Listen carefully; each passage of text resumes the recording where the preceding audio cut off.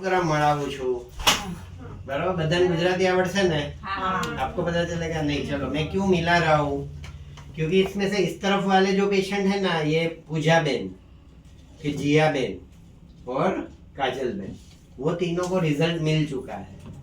इसमें काजल बेन को 3 महीने हो गए, जिया बेन को 2 महीने हो गए हैं और इनको ऑलमोस्ट 1.5 महीना जितना हुआ है।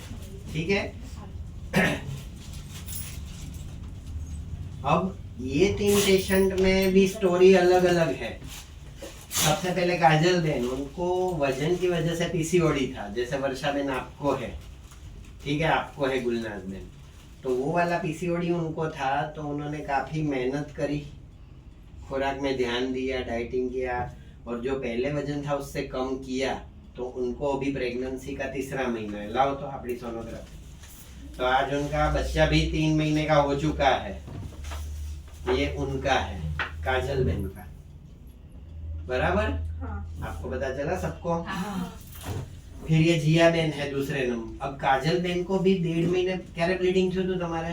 જ્યારે શરૂઆતમાં પ્રેગ્નન્સી રહી ત્યારે થોડા છાંટા કે એવું કંઈ નથી થયું? ઓકે, તો એમને બીજું કે ડાયાબિટીસ બી છે, છતાં એમને બહુ મહેનત કરી એટલે એમને રિઝલ્ટ મળ્યું, બરાબર। તો એ વસ્તુ એમનામાંથી આપણે બધાએ શીખવા જેવી કે હિંમત નહીં હારવાની, કોશિશ કરો તો તમારું કામ થઈ જ જાય। સેમ વસ્તુ જીયાબેનને પ્રેગ્નન્સ પહેલા પાણીની ગાંઠ બી હતી અને પીસીઓડી બી હતું, પણ એમને વિશ્વાસ રાખ્યો તો એમને પ્રેગ્નન્સી રહી ગઈ।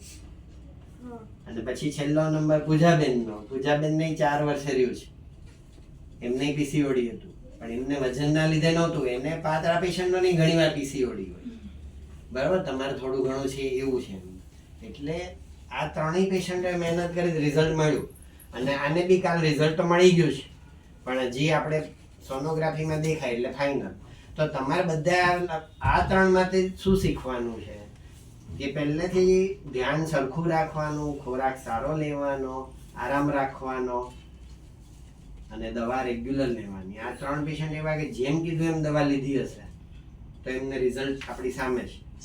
પૂજાબેનના અઠવાડિયા પહેલા પ્રેગ્નન્સી રહી પણ બ્લીડિંગ થયું તો તરત આવી ગયા હતા, તો પાછું બંધ થઈ ગયું। ठीक है, तो आप सबको ये सब ख्याल रखना है भवानी बहन। हाँ, तो બધા વિશ્વાસ રાખો ભગવાન પર, કામ થશે।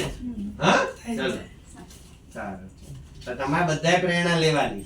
ઓકે, હા।